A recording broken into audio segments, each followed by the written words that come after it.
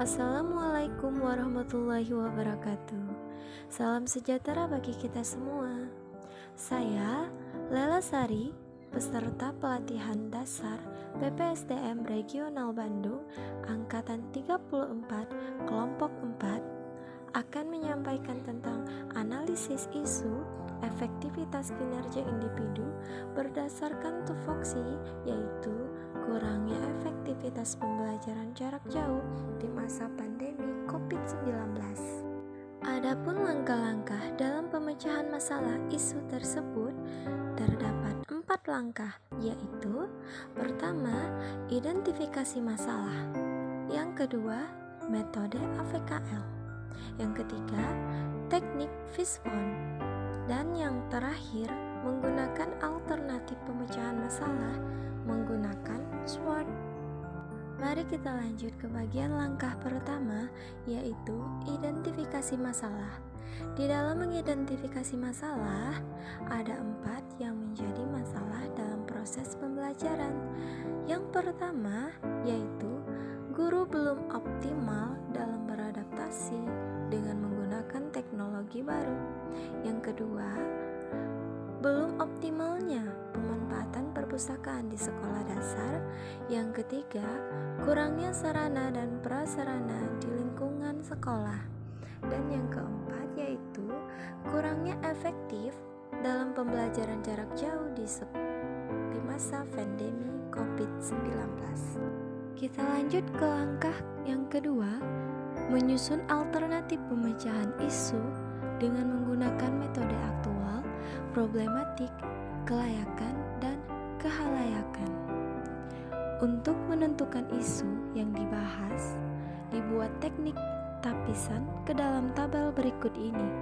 Saya memilih poin keempat, yaitu kurang efektifnya pembelajaran jarak jauh di masa pandemi COVID-19, karena poin tersebut mencakup aktual, problematika, kelayakan, dan kehalayakan.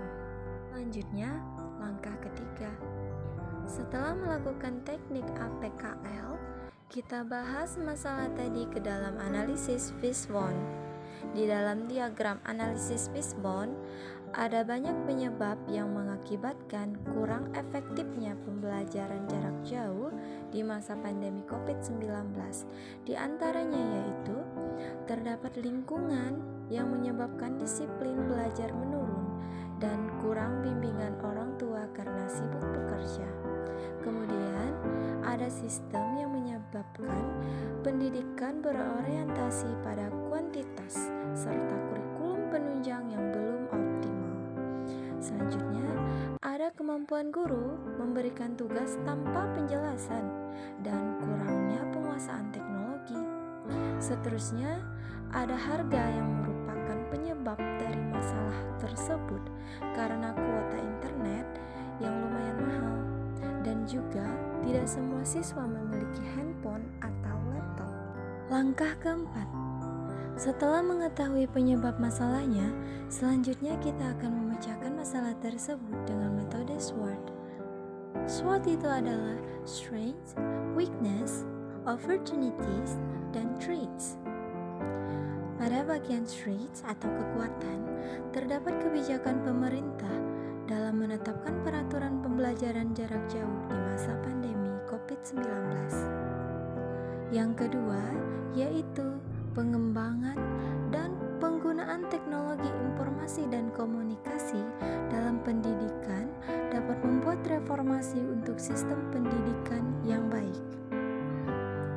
Selanjutnya ada weakness atau kelemahan, yaitu minimnya fasilitas belajar yang memadai untuk peserta didik mengikuti pembelajaran jarak jauh.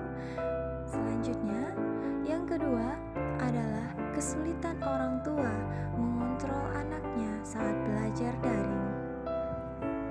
Kemudian, opportunities atau kesempatan, yaitu pembelajaran jarak jauh dapat membentuk jiwa kemandirian siswa. Dan yang kedua, adanya bantuan kuota dari pemerintah untuk pembelajaran jarak jauh. Dan yang terakhir, yaitu threats atau ancaman. ancamannya terdapat dampak penggunaan gadget dapat membuat kesehatan mata terganggu. Dan yang kedua, pembelajaran jarak jauh cukup memakai banyak biaya.